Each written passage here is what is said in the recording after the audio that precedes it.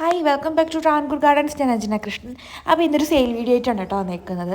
നമ്മുടെ വൈറ്റ് നാടൻ റോസ് ആണ് കേട്ടോ, നാടൻ ക്രീപ്പറാണ്. നല്ലതുപോലെ ഫ്ലവറിങ് ഉണ്ടാവും. വിരിയുന്ന സമയത്ത് ഒരു പിങ്ക് ഷെയ്ഡാണ്. അത് കഴിയുമ്പോഴത്തേക്ക് ഫുള്ള് നല്ലൊരു വൈറ്റ് ഷെയ്ഡിലോട്ട് മാറും കേട്ടോ.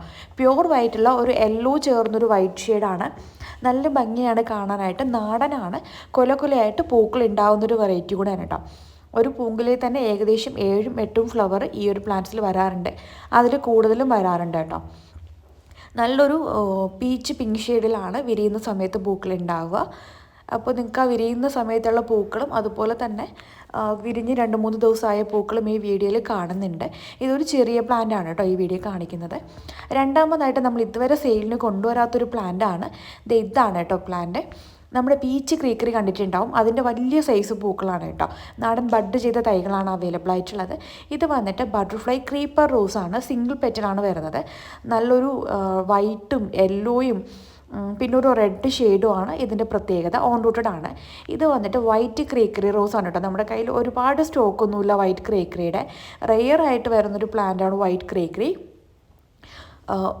കളർ ഷെയ്ഡ് കണ്ടോ, ഈ ഒരു കളറിലും ഒരു പീച്ച് കളറിലും വൈറ്റും കോമ്പിനേഷനിലാണ് പൂക്കൾ വരുന്നത്.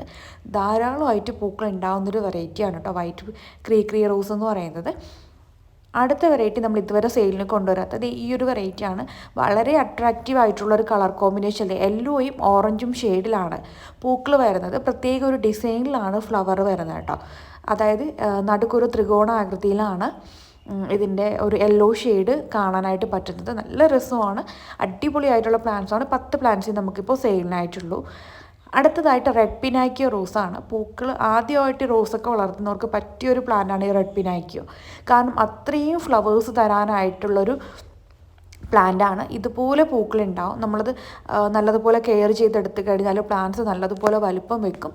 വലിപ്പം വെക്കുന്നതിനോടൊപ്പം തന്നെ നിറയെ പൂക്കളും മുട്ടുകളും ആയിട്ട് നമ്മുടെ ഗാർഡനെ മനോഹരമാക്കാനായിട്ട് കഴിവുള്ളൊരു പ്ലാന്റാണ് ഈ ഒരു റെഡ് പിനാക്കിയോ റോസ് എന്ന് പറയുന്നത് കേട്ടോ. ഇതിൻ്റെ നല്ല ഹെൽത്തി ആയിട്ടുള്ള ബുഷി ആയിട്ടുള്ള പ്ലാന്റ്സാണ് അവൈലബിൾ ആയിട്ടുള്ളത്. ഇത് വന്നിട്ട് ഡബിൾ പെറ്റൽ ക്രീപ്പറാണ്. നല്ല ഭംഗിയാണ്. ഒരു മജന്ത ഷെയ്ഡും റെഡും മജന്തയും വൈറ്റും കളർ കോമ്പിനേഷനിലാണ് ഈ ഒരു പ്ലാന്റ് ഫ്ലവറിങ് ആവുന്നത്. ഇതിൻ്റെ അടിപൊളിയായിട്ടുള്ള വലിപ്പമുള്ള തൈകളാണ് നമുക്ക് സെയിലിനായിട്ട് റെഡി ആയിട്ടുള്ളത് കേട്ടോ. ഡബിൾ പെറ്റൽ ക്രീപ്പർ നമ്മുടെ നേരത്തെ വൈറ്റ് ക്രീപ്പർ കാണിച്ചതുപോലെ തന്നെ കൊലകൊലയായിട്ടാണ് പൂക്കൾ ഉണ്ടാവുകയും ചെയ്യുന്നത്. അടുത്ത വെറൈറ്റി എന്ന് പറയുന്നത് ലേമാർണയാണ്. ഇതാണ് ലേമാർണ എന്ന് പറയുന്നത്. പിങ്ക് ഫ്ലവേഴ്സാണ്. ഒരു ബേബി പിങ്ക് ഷെയ്ഡിലാണ് പൂക്കൾ വരുന്നത്. ഇങ്ങനെ സിംഗിൾ പൂക്കളല്ല, കൊലകൊലയായിട്ടും ഈ ഒരു പ്ലാന്റിൽ ഫ്ലവറിങ് ആവാറുണ്ട്. നല്ലൊരു കൊട പോലെ ഇങ്ങനെ നിൽക്കുക എന്നുള്ളതാണ് കേട്ടോ ഈ ഒരു റോസിൻ്റെ പ്രത്യേകത എന്ന് പറയുന്നത്. അടിപൊളി വെറൈറ്റി തന്നെയാണ്. ലേമാർണ എന്നാണ് ഐഡി വരുന്നത്. ഇതിൻ്റെ ഓൺ റൂട്ടഡ് തൈയും നാടൻ ബഡ് ചെയ്ത തൈകളും അവൈലബിൾ ആണ്.